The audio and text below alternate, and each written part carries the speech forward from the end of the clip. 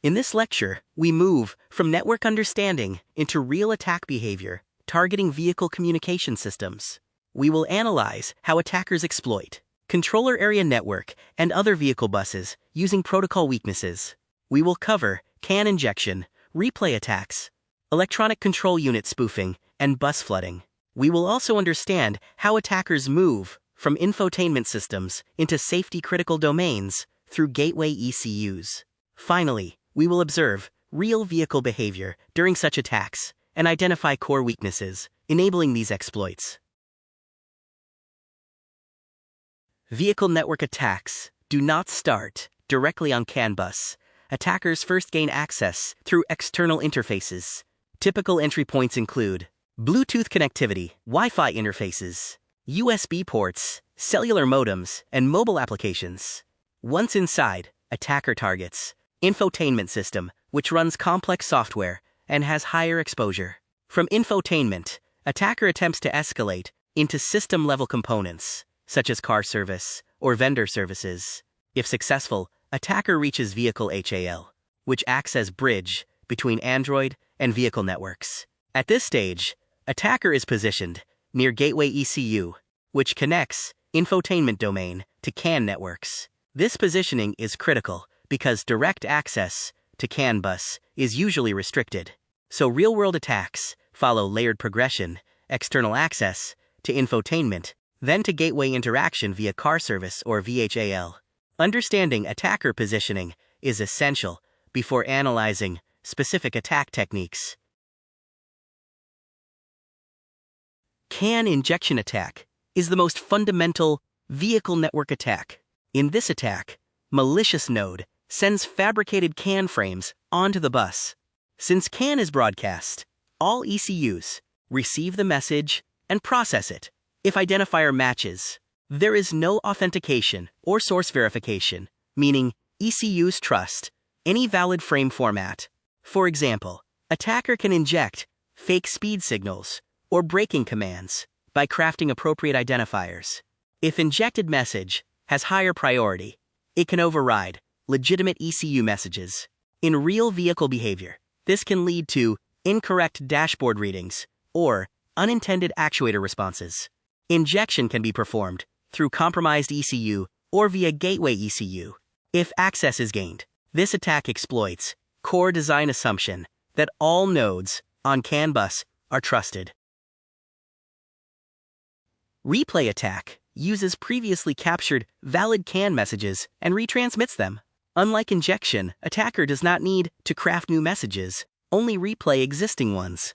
This is possible because CAN messages do not include timestamps or freshness validation. For example, attacker records door unlock signal and replays it later to unlock vehicle. Similarly, recorded acceleration signal can be replayed to confuse vehicle state.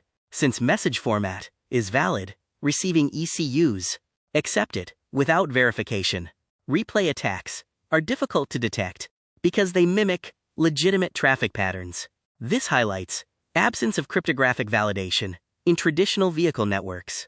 In production systems, replay attacks can lead to unauthorized control without triggering alarms. Electronic Control Unit, abbreviated as ECU. Spoofing involves impersonating a legitimate ECU. In CAN network, there is no concept of device identity. Messages are identified only by IDs. So attacker can transmit messages using identifiers assigned to critical ECUs. For example, attacker can spoof brake control ECU and send false commands. Receiving ECUs cannot differentiate between genuine ECU and attacker node. This creates serious safety risk, as control signals can be manipulated. Spoofing can also be used to disable functions by sending incorrect state information.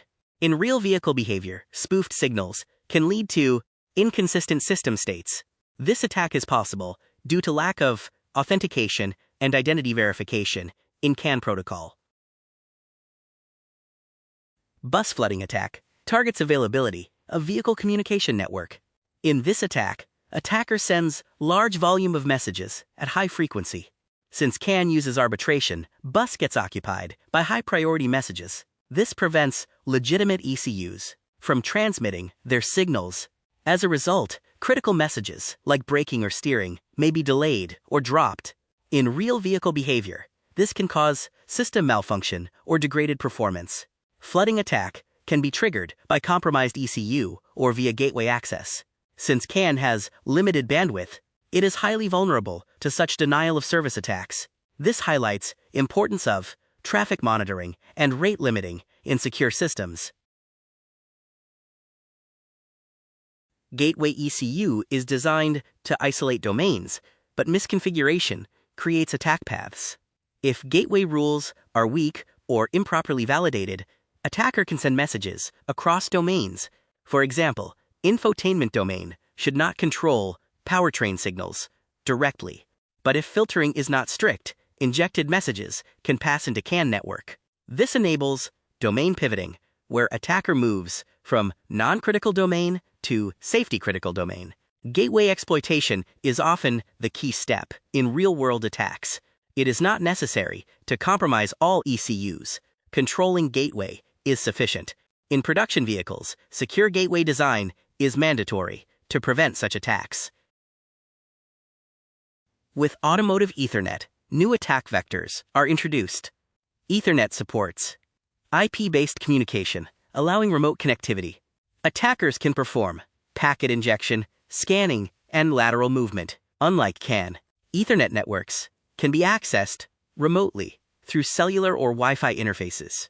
This increases attack surface significantly. If infotainment system is compromised, attacker can move across Ethernet nodes. This includes ADAS ECUs, cameras, and sensor systems. Although Ethernet supports encryption and authentication, misconfiguration leads to vulnerabilities.